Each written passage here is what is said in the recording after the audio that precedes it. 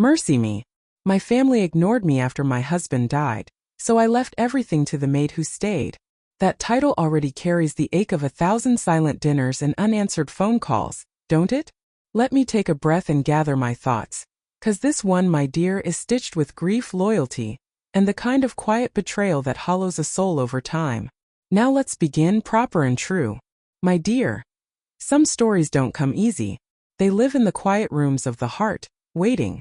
And this one, my family ignored me after my husband died, so I left everything to the maid who stayed. Well, I reckon it waited long enough. If you've ever poured yourself into people only to be met with silence when you needed them most, then pull your chair close. I'll do my best to honor that ache. And if this tale stirs something true in you, I'd be mighty grateful if you'd subscribe, leave a comment, and pass it along to someone who needs to hear it. Now, let me take you back to the day the casseroles stopped coming, the phone stayed still, and the only person who saw me, really saw me, was the one folding towels in the hallway. The funeral was on a Tuesday. I remember that because the paperboy tossed the Charleston Gazette onto the porch like it was any other day. Sunlight glared off the polished oak of the casket. My hands trembled in their gloves. My daughter Marianne arrived late, red-lipped, heels clicking, smelling like Chanel and distance. She hugged me like an obligation. Not a tremor in her voice. Not a single tear. 3 days later, the house was quiet. The guest sheets folded. The fridge brimming with untouched sympathy. And not a soul called. Not once. Except her. Delia. She knocked before entering the sitting room, even after all these years. "Miss Ellie," she said softly, setting a cup of chamomile tea on the lace coaster. "You want me to stay a bit?" And mercy me, I did. I wanted someone, anyone, to sit beside me and not pretend like life snapped back to normal after Charles left this world. I never imagined that moment, that cup of tea, would be the beginning of the end of everything I thought I knew about family, and the start of something truer than blood. I was sitting on the sun porch with Muffin purring beside me, the air thick with magnolia and late summer heat, when the letter came. A legal envelope, crisp beige and colder than any paper had a right to be, from the office of Wilson, Green and Talbot. Estate matters. That's what the note inside said. Just a gentle reminder that, being widowed, it was time to revisit your last will and testament. Mercy, how polite they make it sound. The business of death. I held the paper in my lap like it might shatter, like it might whisper Charles's voice if I held it close enough. But all I heard was silence. It had been 8 months since he passed. 8 months of birthdays gone by without a call. 8 months of Marianne meaning to visit and Thomas, my eldest, only ever texting, never calling. "Hey Mom, you good? You good?" I remember when he used to crawl into bed after a nightmare and clutch my nightgown like it was a lifeline. Now I was reduced to emojis. But Delia, she stayed. She came every Monday, Wednesday, and Friday, even when I told her she could cut back after Charles passed. Said she didn't like the idea of me wandering this big OL house alone. Sometimes she'd bring banana bread wrapped in wax paper, warm from her sister's oven. Sometimes she'd just sit and hum a hymn while dusting the shelves. She never rushed me, never pitied me, just saw me. One rainy afternoon, as I watched her place Charles's old pipe in the mahogany box I still hadn't moved, I asked, "Do you think grief ever stops?" She paused, looked me square in the eye. "No, ma'am. But I think love don't stop either. That's what makes it bearable." That's when I knew. Not just about the will, but about the truth of who'd been family all along. I met Charles Whitford at a fish fry on Folly Beach, back in the summer of 1977. He was tall, caramel-skinned with a laugh like riverwater, deep, fast, and full of motion. I just started teaching English literature at the high school, fresh out of college, still learning how to carry myself in heels and hope. He was already running his father's lumber yard, wore flannel like it was armor, and told stories about pine beams like they were family heirlooms. He asked if he could carry my plate, then never stopped carrying pieces of my world from that day forward. We married the following spring, moved into the house on Ashley Avenue, an old Charleston single with creaky floors and wisteria that curled like gossip around the porch rails. I planted roses in the backyard. Charles installed a swing under the big pecan tree. And together we carved a life out of mornings and mayonnaise jars full of pennies and the quiet, holy work of raising 2 children. Marianne was born stubborn, cried like her lungs were declaring independence. She grew into that same fire, always headstrong, always stylish, with an eye for beauty and a mouth that didn't mind biting. Thomas, on the other hand, was my soft boy. Sensitive to tone. Took things to heart. He'd bring me wildflowers and get upset if I didn't put them in water fast enough. They were my world. And for a long while we were a tight little quartet. Sunday dinners, school plays, summer drives to Edisto. Sure, life had its snags. Charles worked too late sometimes. I fussed too much over little things. But there was love. So much love it filled the cracks in the walls and kept us warm through everything. Then the years started flying. Marianne moved to Atlanta. Thomas to DC, visits turned to calls. Calls turned to texts. And soon the house echoed in a different way. Not with laughter but with longing.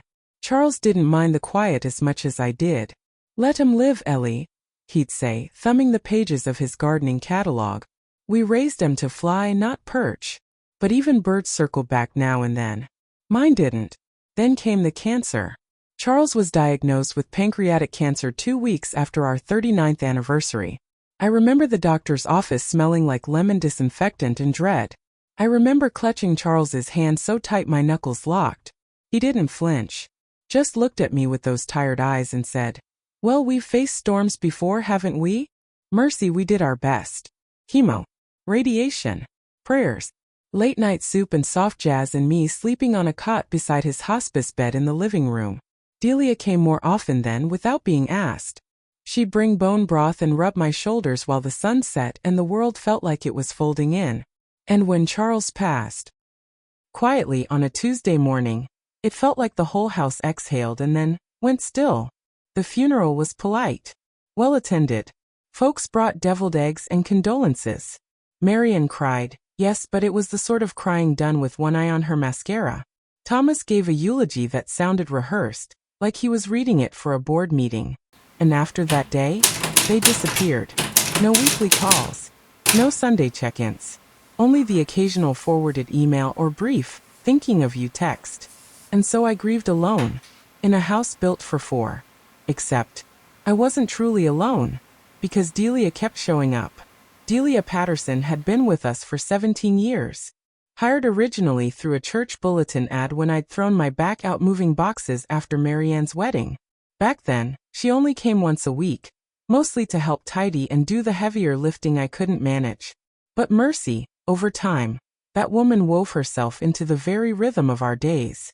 She was quiet in the best ways. Never gossiped, never overstepped, but she noticed everything. How Charles liked his socks matched a certain way. How I preferred my roses pruned just before the dew lifted. She'd hum gospel under her breath while dusting, little melodies that felt like lullabies for the soul. When Charles started getting sicker, she didn't wait to be asked. She doubled her visits. Took over the kitchen when I forgot to eat. Held my hand when I broke down in the laundry room after finding his old gardening gloves still damp from dew.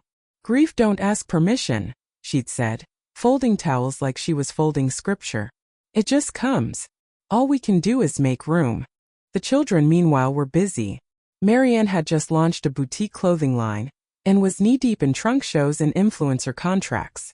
"I'll come down when things settle," she'd say, as if grief worked on her schedule. Thomas, always the more tender of the two, called a little more often, but even those calls felt rushed. A checklist rather than a check-in. "You doing okay, Mom? Need anything? Okay, love you." Click. I told myself not to be bitter. Told myself they were grieving too. That young lives move fast, and maybe they just didn't know how to come back to the quiet place where their father once stood. But deep down, I knew the calls stopped not because they were too busy, but because they didn't want to sit in the stillness of my sorrow. Delia didn't mind the stillness. She'd sit beside me in the den, her hands busy with mending or folding napkins, and let the silence stretch like a quilt between us. Sometimes she'd tell stories about her grandbabies, or about her brother's church choir, or about the pecan pie her Aunt Lou used to make. But mostly she just was there. I started looking forward to her knock. The smell of her cocoa butter lotion. The soft creak of her sneakers on the floorboards. In a house emptied by absence, Delia was presence incarnate. And slowly, I began to trust her with more than chores. I showed her the old albums, the letters Charles had written me before we married, the recipe box from my mother's kitchen. She treated each one like a relic. It was a Thursday in late May when the idea first took root. We were sitting on the porch shelling peas. The evening was warm, the air thick with jasmine and the hum of cicadas. I watched Delia laugh at something I said, really laugh, head thrown back, eyes closed, and something inside me stirred. It wasn't dramatic. No lightning bolt. Just a quiet knowing. She had been my constant. Not out of duty. Not for pay. But from something deeper. Something that looked a lot like love. And my children, well, they had their lives. Their comforts. Their curated grief. But Delia had me. And I'd be damned if the world didn't see that, one way or another. The first whisper of tension came not from my children, but from my lawyer, Mr. Alan Trussell, a soft-spoken man with salt and pepper hair and a permanent coffee stain on his shirt cuff. He'd handled our family affairs for years, kept his office on Broad Street with a grandfather clock that ticked so loud you could hear it through the walls. I just want to make a few changes, I told him, smoothing the hem of my skirt as I sat in his overstuffed leather chair. Nothing drastic. Just honest. He raised an eyebrow. You mean regarding the beneficiaries? I nodded. He leaned back, folded his hands. And what prompted this, Mrs. Whitford? I looked out his window, past the blooming crepe myrtles and down toward the street where carriages rolled tourists past history they didn't quite understand. Sometimes, I said quietly, love shows up in the places you least expect it. And sometimes it don't show up at all. He didn't press further. Just nodded slowly and opened his leather folio. It was simple, really. I left each child a modest inheritance. Enough for them to know they hadn't been forgotten. But the house, the antiques, the savings, the life insurance, everything else would go to Delia. I asked for one thing in return, that she stay in the house as long as she liked, and that Muffin be buried in the rose garden when her time came. I left that office lighter. But mercy, that peace didn't last long. A week later Marion showed up. No call, no text. Just her black Lexus parked out front and the scent of high-end perfume trailing through my foyer. She had on oversized sunglasses and a frown that looked like it had been sculpted by a Beverly Hills dentist. "Mother," she said, breezing past me into the parlor. "We need to talk." I followed, heart already clenching. She turned sharply, eyes like polished glass. "Why didn't you tell me you were changing the will?" I blinked. "How did you?" "Alan Trussell's daughter goes to yoga with my friend Blair," she snapped. "Word gets around." Of course it did. I sat down slowly on the edge of the floral settee, Muffin jumping beside me. "It's my decision, Marianne." "I know it's your decision," she hissed. "But what in God's name are you thinking, leaving everything to the maid?" "She's not just the maid." Her nostrils flared. "You're emotionally compromised. You're lonely and grieving, Anne." "Stop." She did. For a moment. I looked her straight in the eyes, feeling the heat in my throat rise like sap from a cut tree. "I'm not senile. I'm not unwell. I'm clear. And this isn't about punishment. It's about truth." Her lips trembled. Not with sorrow but fury. "Dad would be horrified." I stood up then. Slowly. My hands were shaking but my voice was steel. "Your father would be proud I saw who stayed. Proud I didn't mistake blood for love." She left that evening in a storm of slamming doors and squealing tires. And I knew even before Thomas called the next day in a cold, clipped tone. "Mom, are you sure about this?" That the lines had been drawn. But I also knew I wouldn't be the one crossing them. After Marion left, I sat on the porch swing for a long while. The air smelled of honeysuckle and rain. I could still hear her voice echoing in the hallway, sharp, shrill, and wounded in that peculiar way only entitlement can be. I didn't cry. I just rocked. And sometime around twilight, Delia came around the side of the house, apron still on, hands a little chapped from washing up supper dishes. "You okay, Miss Ellie?" I nodded, though my chest felt like someone had stitched grief and guilt into every breath. "She knows." Delia didn't ask who. She never needed to. "You want me to make some tea?" I opened my mouth to say no, but what came out was chamomile. With honey. She disappeared into the kitchen. the screen door groaning shut behind her like an old man settling in. When she returned with the tea steaming sweet the way I liked, she didn't ask questions. She just sat beside me, our shoulders barely touching, the way women sit when words might break something fragile. After a while I said, "She thinks I'm doing this out of spite." Delia sipped, quiet. Then, after a moment, "Maybe she just ain't used to you choosing yourself." That sentence nearly undid me. Because that's what it was, wasn't it? Choosing myself, my peace, my truth, my gratitude for the one person who never let the ache make me invisible. Thomas called the next day. Unlike Marianne, he was more reserved. Less fire, more frost. "Mom," he began. "I understand your feeling, grateful to Delia. She's been kind. But let's be realistic. She's staff." I nearly dropped the phone. "Staff?" I repeated, my voice hollow. "I'm not saying she's a bad person. But to leave her the estate? That's a lot to process. Marianne said you were upset when she visited." "I was upset because she accused me of being manipulated," I snapped. "Because the moment your father died, you both turned into visitors instead of family." A pause. "I have a life here, Mom," he said softly. "A job. Kids. It's not easy to just be present." "I didn't ask you to just be present, Thomas.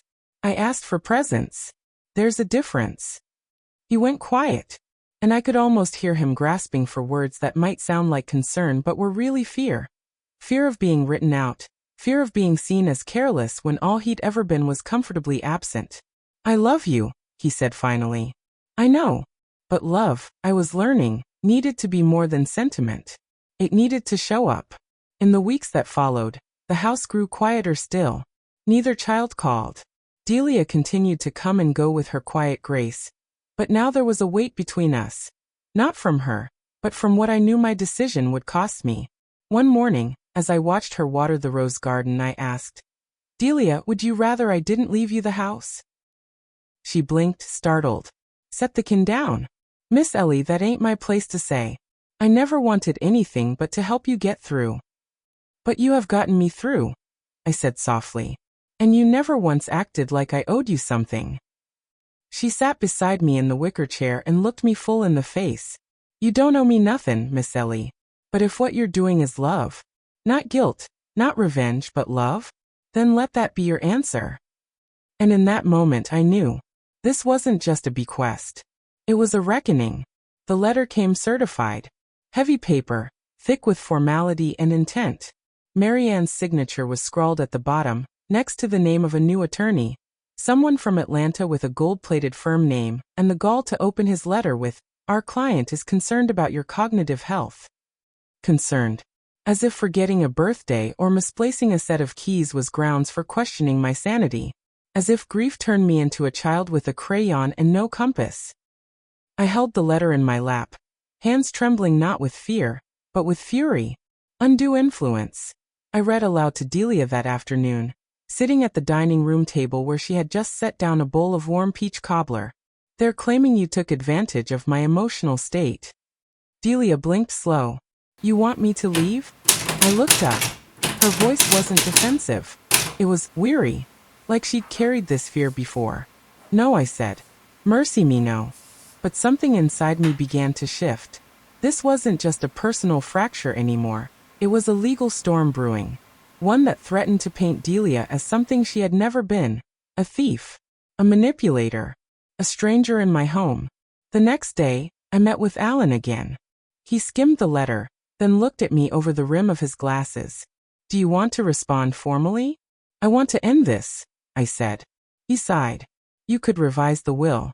Appoint a neutral third party for part of the estate. That might ease things." "And reward their silence?" I asked, voice rising. "Reward the way they left me to rot in a house full of ghosts?" Alan said nothing, just folded the letter and slipped it back into the envelope. "Then we let them sue," I said, standing. "Because if they were going to drag this through the mud, I wanted them to know I'd already planted my feet." That night, the house felt smaller. I walked room to room, touching furniture, photos, and mementos like they were old friends preparing for a goodbye. Charles's favorite armchair. My mother's needlepoint pillows. The baby shoes I'd saved in a velvet box at the back of the closet. Every piece held a story. And those stories, they deserved someone who remembered. Not someone who showed up twice a year and forgot where the spare key was kept. Delia found me in the guest room, sitting on the floor with an old jewelry box in my lap. "You sure about this, Miss Ellie?" she asked. I nodded. "They want a war. I'll give him a witness instead." And so I began to write. Not a diary, not a memoir, but a letter to the court, and to my children, explaining every decision, every absence, every holiday spent alone while Delia sang carols in the hallway, and spooned sweet potato casserole onto my plate. I wrote of Charles, of the ache, of the silence that came after, and the hands that stayed to hold mine through it. By the time I finished, the pages smelled faintly of lavender and dust, and were damp at the corners. But they were true. The first court notice arrived a week later, official and soulless. A hearing was scheduled to determine the validity of the testamentary changes, as if my final wishes had become a riddle to solve, rather than a truth to honor. Thomas called that night. Not with anger. With something worse, disappointment dressed in civility. "Mom, you have to understand what this looks like." I was seated at the kitchen table, a cup of coffee long gone cold in my hands. "It looks like you and your sister think I'm incapable of deciding who meant the most to me. It looks like Delia preyed on your grief," he said. "It looks like Dad's legacy is being dismantled." "Your father's legacy," I said slowly, "isn't measured in who inherits china cabinets and stock dividends. It's in how we show up, how we love. And by that measure, she's honored him more than either of you." Silence. Then, "You've changed." I almost laughed. "No, sweetheart. I've just stopped pretending." After that, the quiet returned like an old friend. But this time it carried something else with it, resolve. Delia offered to step back. Said she could resign her position until things settled. That she'd understand if I needed space. I grabbed her hand so fast she flinched. "You leave now and they win," I said, the words sharp and shaking. She didn't argue, just squeezed my fingers and nodded. The day of the hearing, the courthouse smelled of lemon wax and nerves. Marianne wore black, as if in mourning for something that hadn't died yet. Thomas sat beside her, jaw clenched, eyes scanning the room like it might bite him. Delia stayed home. She refused to sit through it. "I won't let them make a scene out of your heart," she said gently. "I'll be here when it's done." Inside, the judge, an older man with a face like rain-weathered stone, read the paperwork slowly, carefully. He glanced at my handwritten letter more than once, asked a few pointed questions.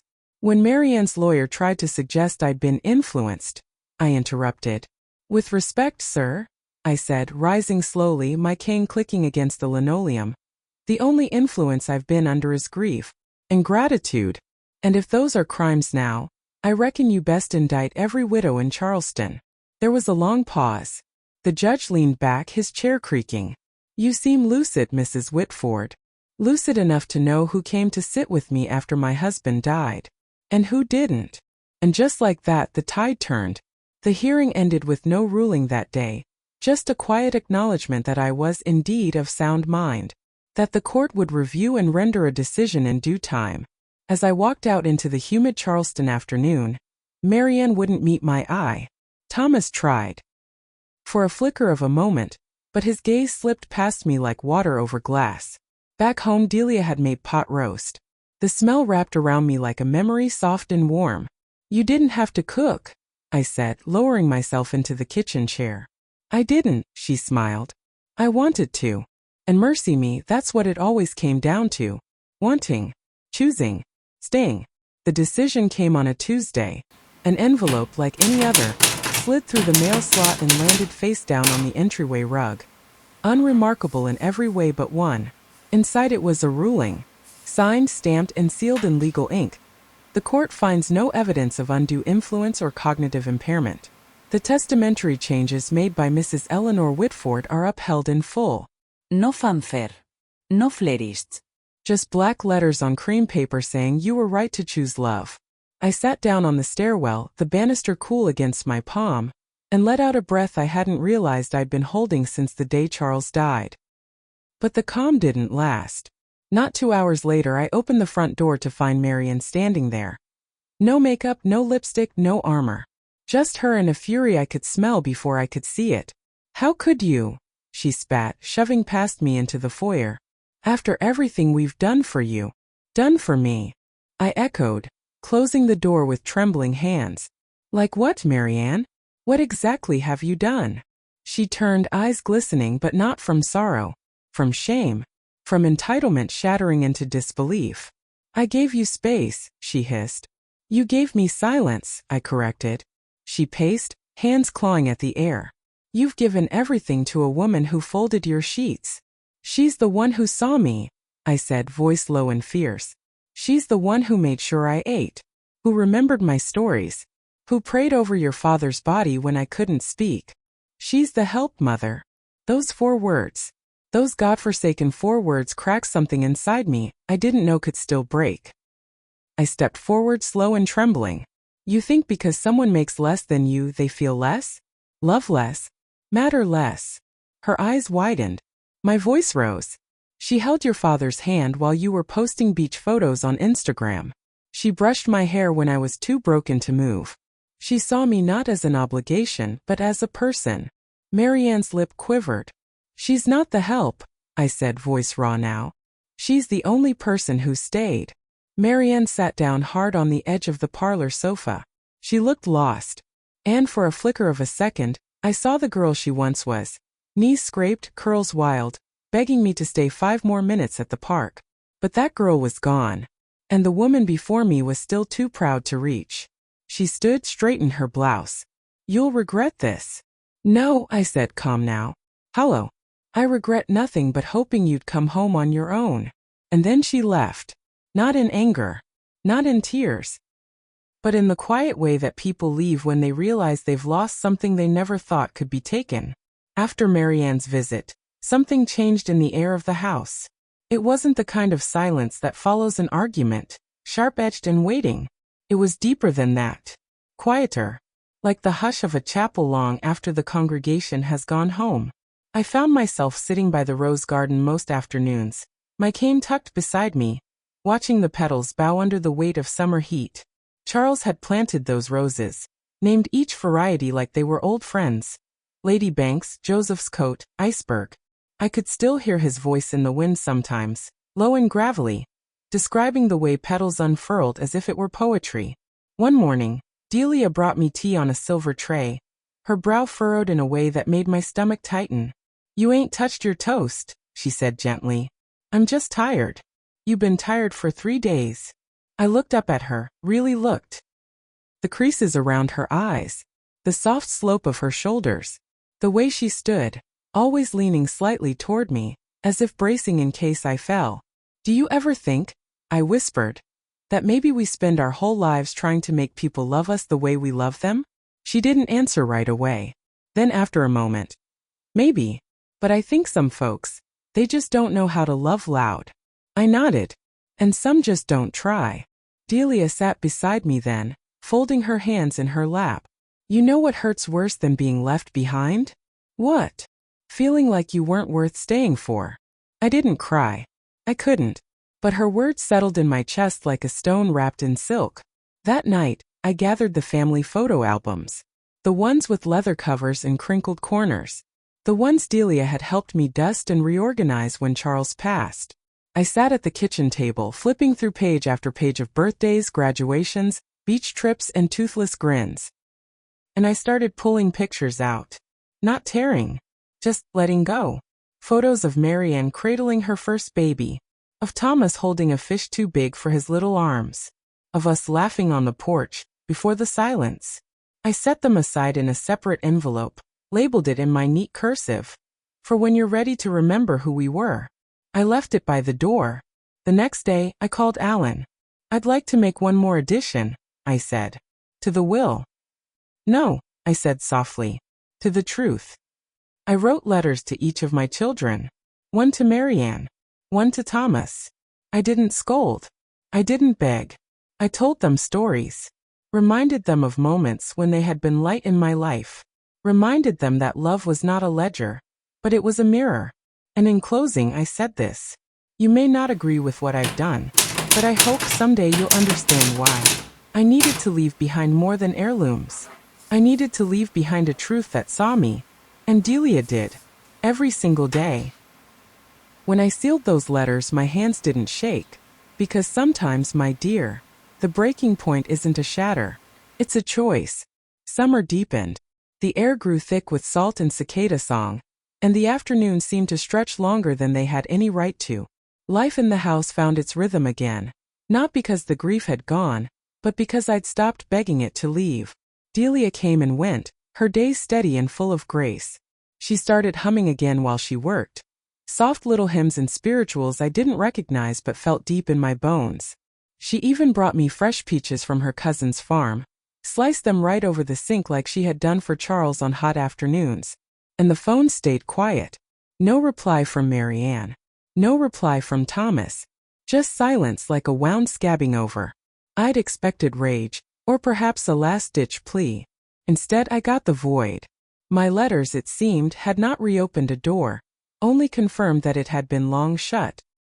One Saturday morning, as Delia swept the front porch, she paused and called out gently, "Miss Ellie? You might want to see this." I came out slow, my knees stiff from the night. There on the porch rail sat a thick white envelope. No stamp. No return address. Inside, a single folded sheet. Thomas's handwriting. Slanted tight. "Mom, I don't understand you. I'm angry, yes. But more than that, I'm sad. You're right, we didn't show up. Not the way we should have. I didn't know how to sit in your pain, so I stayed busy instead. That's no excuse. But it's what's true. I don't agree with your decision. I still don't.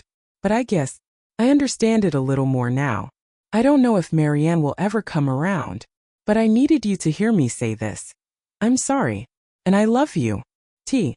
I sat on the swing with that letter in my lap, the morning light catching the gold flecks in the ink. A tear slipped down my cheek, not out of joy or relief, but out of that peculiar ache that comes when someone almost comes home. Delia came out a moment later with a glass of sweet tea.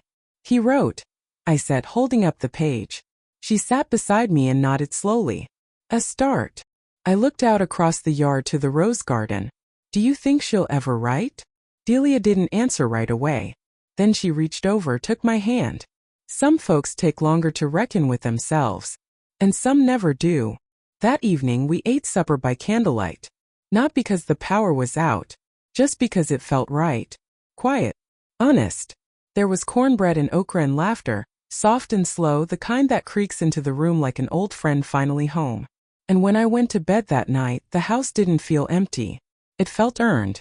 The morning after Thomas's letter, I woke to the sound of rain on the tin porch roof, a gentle percussion like the house was exhaling. Muffin curled at my feet, her tail twitching with some dream I'd never know. For the first time in a long while, I didn't feel the heaviness in my chest the moment I opened my eyes. I took my coffee on the sun porch, the windows fogged with the breath of summer rain. Delia had already started laundry. I could hear the gentle thud of the washer and her voice humming a slow hymn. "His eye is on the sparrow." Thomas's letter stayed on the end table beside me. I'd read it again before bed the night prior, fingers tracing each word like they might smudge if I didn't hold them gently. He hadn't said he'd visit, but he'd said sorry. He'd said love. That mattered. Marianne remained silent. In truth, her silence was louder than anything Thomas had written. It echoed in the hollow places, in the missing birthday card, in the Christmas box that never arrived, in the mother-daughter lunches that never materialized. Still, I didn't hate her. Hurt, yes. Disappointed deeply. But hate requires energy I no longer had the luxury to give. One quiet afternoon, Delia and I were sorting old clothes from the cedar trunk upstairs, mostly dresses I'd long since outgrown or refused to wear again. She held up a pale lavender gown, one I'd worn to Marianne's bridal luncheon. "You want to keep this one?" she asked. I stared at it, the satin catching sunlight like it remembered joy. "No," I said finally. "Give it to someone who still believes the world will treat them gently." She didn't ask what I meant. She just folded it neatly and set it in the donation box. Later that week I received a call, from Charles's cousin Harold of all people. He'd heard rumors. as Charleston is a city that carries whispers better than rain. Said you went and gave the house to your maid. He laughed down the line, voice soaked in bourbon and judgment. Her name is Delia, I said evenly. And she's done more for me in 2 years than most kin have done in 20. A pause. Then, well, I'll be damned. Yes, Harold, I said, already reaching for the phone's receiver. You will. Click. Delia found me in the garden that afternoon, wearing my sun hat, hands dirty from trimming back the Lady Banks roses. You okay? She asked, passing me a cool glass of water. I think, I said, sipping slow. For the first time in a long while, I am. We sat there in the golden hush of late afternoon, birdsong rising around us, the scent of wet earth curling through the air, and for a moment the ache dulled, the regret quieted, because love had not left me, it had just changed form. Late July in Charleston is a living thing, heavy with humidity, thick with memory, the kind of heat that presses on your skin, and makes time itself feel slow and syruped. It was during one of those sun-drenched, sluggish afternoons that I realized I had started speaking to Charles again. Not out loud, not really, but in my head, in the soft spaces between moments. I'd look out across the yard and hear his voice in the rustle of the crepe myrtle, feel his laughter in the way the wind knocked the garden chimes into song. Do you see all this? I whispered once while weeding. Would you have made the same choice? And mercy if I didn't feel the answer deep in my bones. Because Charles, for all his practicality and southern pride, had always known how to see a person. It's what drew me to him all those years ago. He'd seen me when I was still learning who I was. And I think had he lived long enough he would have seen Delia too. The way she poured love into the corners of a home not her own. The way she gave without ledger. The way she stayed. I began writing again, not legal letters or memos to the kids but real writing. Journals.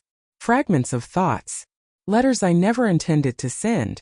I wrote about the feel of linen sheets in an empty bed. About the hollowness of holidays when the phone never rang. About the gift of one steady soul who shows up, even when they don't have to. Delia noticed the change. She didn't say much, never did, but she started leaving little things on the writing desk. A sharpened pencil, a fresh stack of note cards, once even a tin of lemon verbena tea with a yellow ribbon tied in a perfect bow. You're building something, she said one day as I sat scribbling on the porch. What makes you say that? She smiled. You only get this quiet when something important's being born. Her words settled over me like balm. Because that's what it felt like. Not just writing but rebuilding. Brick by brick. Page by page. Some nights I'd wake from dreams I couldn't quite hold on to, and instead of crying I'd write. Instead of calling out for someone who wouldn't answer, I'd whisper to the stillness, and feel less alone. And through it all, Delia kept time beside me. We made a ritual of supper on Thursdays. Nothing fancy, just 2 women, weathered and warm, breaking cornbread and laughing over things that didn't need an audience. I never thought I'd live like this, I said once, staring out the window as twilight gathered in folds.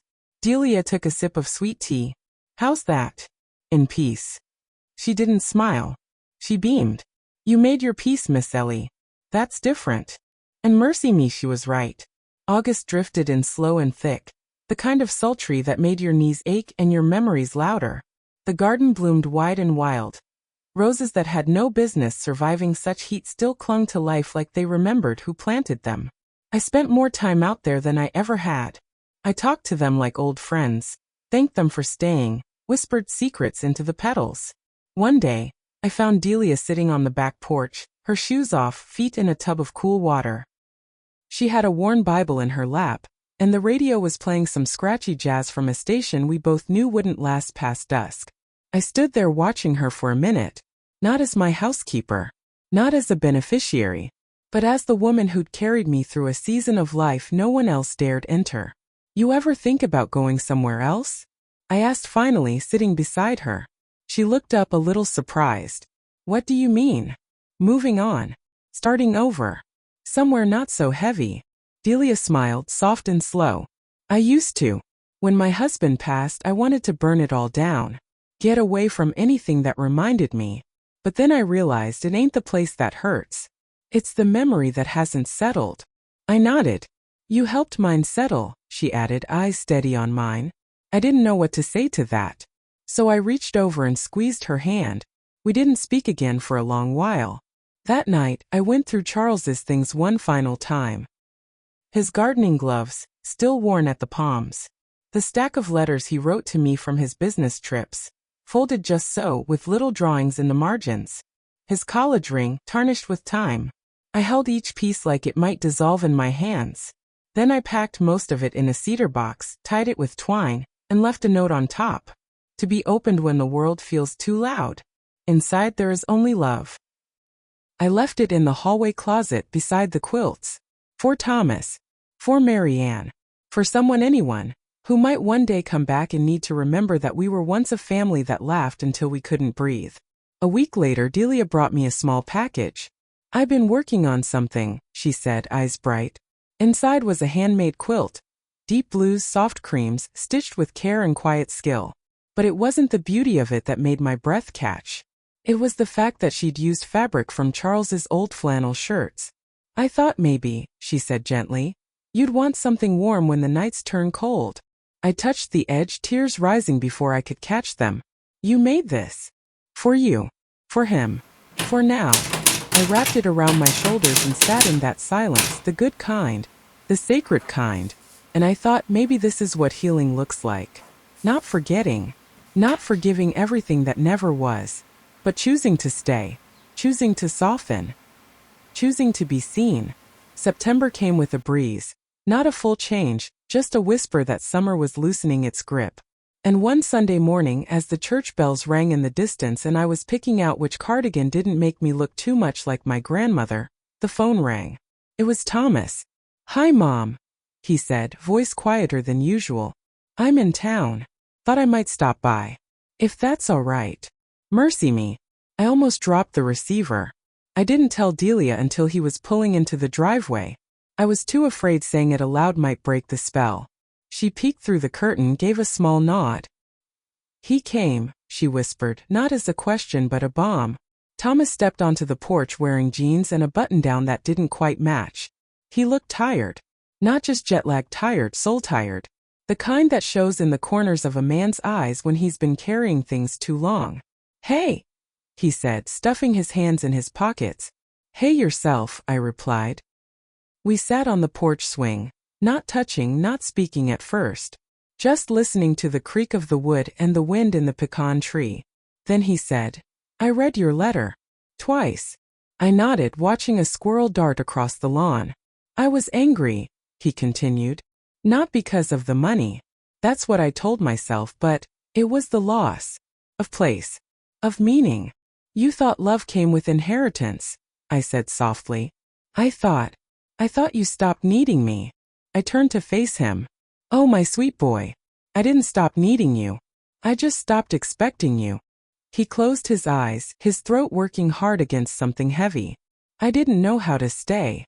I know. Delia brought out lemonade. Didn't linger, just gave a soft smile and went back inside. Thomas watched her go. She really stayed with you, he said, more observation than question. She did. He looked down at his hands. Marianne's not coming. I didn't expect she would. She thinks you punished her. I didn't, I said gently. But I also didn't lie. I just named what was true. We sat in silence again. Then he reached into his jacket and pulled out a small photo, one of him and his sister at Edisto Beach, buried in sand up to their necks, both grinning like fools. I found this in Dad's old toolbox, he said, handing it to me. I'd forgotten how much we laughed. I traced the edges with my fingers. I hadn't. He stayed for dinner. Delia made meatloaf, mashed potatoes, green beans with bacon grease, the way Charles liked them. Thomas asked for seconds. He laughed. He cried. And when he hugged Delia before he left, it wasn't awkward or forced. It was family. After he drove away, I sat on the porch again, the photo still in my lap. He's trying, I whispered to the dark. And somehow I felt Charles nod. The next morning I found Delia in the kitchen, frying up bacon with the radio tuned to a gospel station crackling through static. You sleep all right? She asked without turning. I did, I said, settling into my usual spot at the table. Better than I have in months. She glanced over her shoulder and smiled. He meant it, you know. That boy's heart's still soft. Just wrapped in pride. I nodded, remembering the way Thomas hugged me goodbye. Arms tighter than they used to be, longer than politeness required. We ate in near silence, the kind that settles between women who've already said what matters. After breakfast, Delia left to tend to her sister's garden across town. Said she'd be back before supper. Left me with a basket of folded laundry and a warm goodbye. That afternoon I walked the halls of the house, barefoot, slow, running my fingers along the ridges of picture frames, brass knobs, the old wallpaper we'd never replaced. I paused in the doorway of Thomas's old room, now spare and sunlit. The bed was made. The floorboards groaned the way they always had. I thought about leaving the door cracked, just in case. Then I wandered into the sitting room, where the light hit just right through the lace curtains.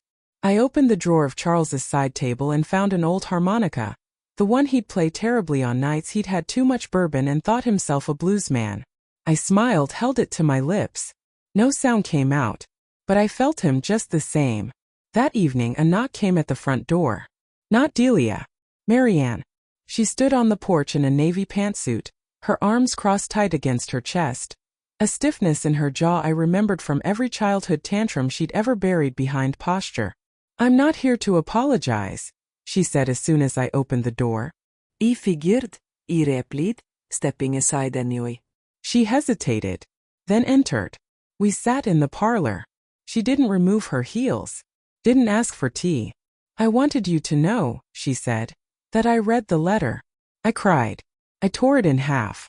Then I taped it back together. I offered a small smile. "Sounds like our relationship." She didn't laugh, but her eyes glistened.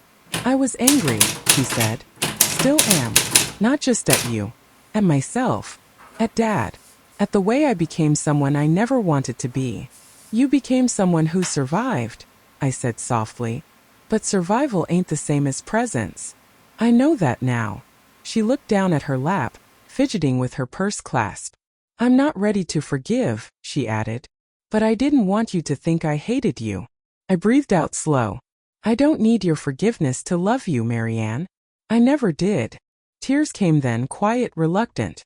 She brushed them away with the same impatience she'd had at age 6, when scraped knees embarrassed her more than they hurt. "I'm not staying," she said, standing. "I just needed to look you in the eye." She turned to go, but just before the door she paused. Glanced at the family photo still hanging above the entryway. The one from Thomas's graduation, where Charles had one hand on each of our shoulders, smiling like we hadn't yet learned the weight of time. "You look happy in that one," she said. "We were," I whispered. And then she left. Didn't slam the door. Didn't storm. Just walked away. And I let her. Because some reckonings aren't loud. Some aren't even shared. Some are simply a daughter learning to see her mother not as a monument, but as a woman. Autumn laid its gold across Charleston like an apology. The air turned sweet with the scent of turning leaves and chimney smoke, and the rose garden gave one last full bloom before bowing to the coming chill. I walked slower these days, the cane more necessary now, but the ache in my bones felt softer somehow, tempered by something steadier than time, peace. Delia had started a new tradition. Sunday night potlucks. Just the two of us, sometimes 3 if her niece came by after choir rehearsal. We'd set the table with the old china Charles never let me use unless we had company, and we'd light candles, real ones, not the battery-powered kind from the QVC catalog. She called it our Thanksgiving practice, said it helped the soul to say thank you with food and laughter. I started writing again too. Not just letters but real stories, about Charles, the children, Delia, and the home we built out of weathered wood and hard truths. I didn't know if anyone would read them. That wasn't the point. The point was, I remembered. And I had decided to remember in ink, not silence. Thomas began calling on Wednesdays. Like clockwork. Short chats at first, then longer ones. Then the occasional video call, where he'd show me his daughter's school art project or ask for my sweet tea recipe again, swearing he could never get it quite right. He didn't bring up the will again. And neither did I. Because we'd both said what needed saying, and sometimes that's all you can ask of love after it's been bruised. As for Marianne, the silence lingered. No letters. No calls. But once a package arrived. No return address.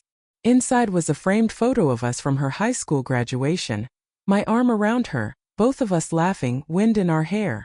And tucked behind the frame was a yellow sticky note. I wasn't ready. But I see you now. M. I cried. Quietly. For a long time. Then I placed the frame beside Charles's harmonica, where the morning sun caught both. And for the first time since he passed, I said aloud, "We made it through, didn't we?" 'Cause mercy me, we had. November brought crisp air and early dusk, the kind of twilight that made the house glow from within like it was lit by memory. Delia surprised me one afternoon with a small gathering. Nothing grand, just a few neighbors, her niece Trina, and even Harold, who showed up with a store-bought pound cake and an apology on his lips.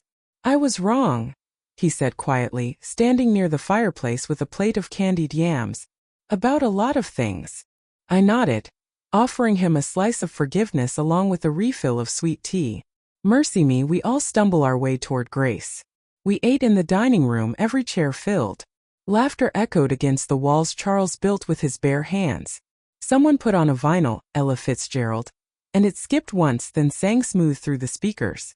After dinner, I watched from the porch swing as Delia and Trina collected the dishes, laughing like old friends. The house glowed from inside, every window spilling warmth into the night. And just then, headlights turned into the drive. I reached for my cane, heart tight. Marianne.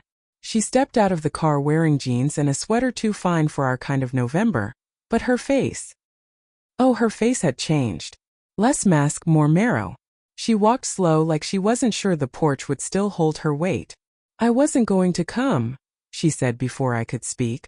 But something told me, if I waited any longer, I'd miss something I couldn't get back. I nodded. My eyes filled before my voice could catch. "You can come in," I said gently. "But I won't pretend it doesn't still hurt." She stepped closer. "I don't want pretending." And so she came in. Delia paused at the sink, her hands dripping with suds. Marianne gave her a nod. Not quite peace, but the beginning of it. Delia nodded back and returned to her dishes. We sat in the den. Marianne looked at the photos, at the quilt over the arm of the chair, at the house she hadn't entered in over a year. "I see you changed things." "I had to." She looked at me, really looked. "I'm sorry I didn't come back sooner. I'm sorry I expected you to know how." The fire crackled between us. And somehow, in that flicker and warmth, a bridge began to build, not of resolution but of recognition. Later, after she left, with leftovers and a kiss on my cheek, I sat with Delia in the quiet. "She came back," I whispered. Delia smiled. "Told you love's a patient thing. And mercy me, it is." Winter came softly that year, more suggestion than season. The frost lingered on the window panes, the mornings stayed a little longer, and the nights wrapped around us like quilts stitched from all we'd survived. The house, my house, no longer felt like a museum of what was lost, but a cradle for what remained. Delia moved into the guest room in January. "Just makes sense," she'd said, folding her linens with quiet certainty. "Easier for me to look after you, and I hate driving on icy roads." But it was more than that. We both knew. It was time.